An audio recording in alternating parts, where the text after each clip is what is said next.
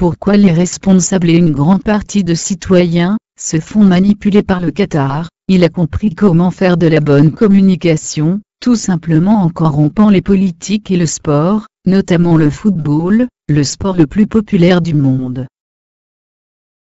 Au lendemain de l'attaque terroriste à Londres, 3 pays du Golfe, dont l'Arabie Saoudite ainsi que l'Égypte, ont accusé directement le Qatar de soutenir des groupes terroristes et de déstabiliser, par la même occasion, la région. Le Qatar accueille toujours des dirigeants de premier plan des frères musulmans, confrérie classée terroriste en Arabie Saoudite et aux Émirats Arabes Unis, comme Youssef El-Qaradawi, considéré comme l'un de ses chefs spirituels.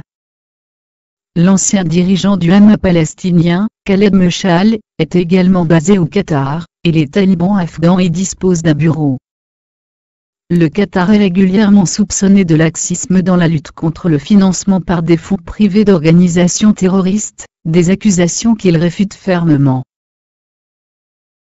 En 2010, une note diplomatique américaine, dévoilée par Wikileaks, qualifie le Qatar de pire dans la région en ce qui concerne la coopération avec Washington pour tarir le financement des groupes extrémistes.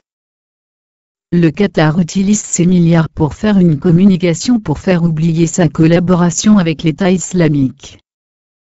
En obtenant la Coupe du Monde 2022, en ayant corrompu les membres de la FIFA, et des responsables influents.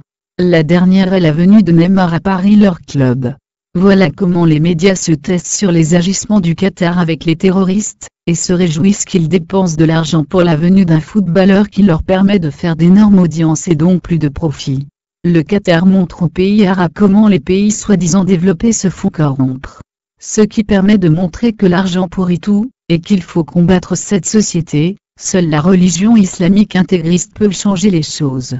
Nos responsables collaborent et nous suppriment des libertés, pour mieux nous contrôler en jouant avec la peur au nom de la sécurité.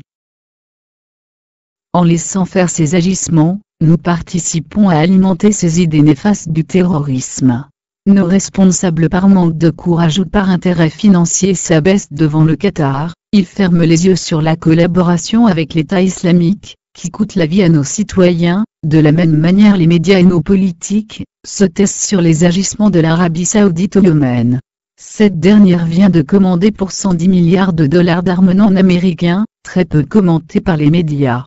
Il veut jouer au maître du monde sur leur continent, il veut contrôler les richesses de matières premières des faibles pays, et aussi donner un avertissement au monde de ne pas sortir de l'énergie du pétrole trop vite. C'est l'argent qui domine le monde, 8 personnes détiennent la moitié de la richesse de la planète, leur projet est que cet ordre mondial, dirige les moutons de la terre, le Qatar et l'Arabie Saoudite, œuvrent pour eux.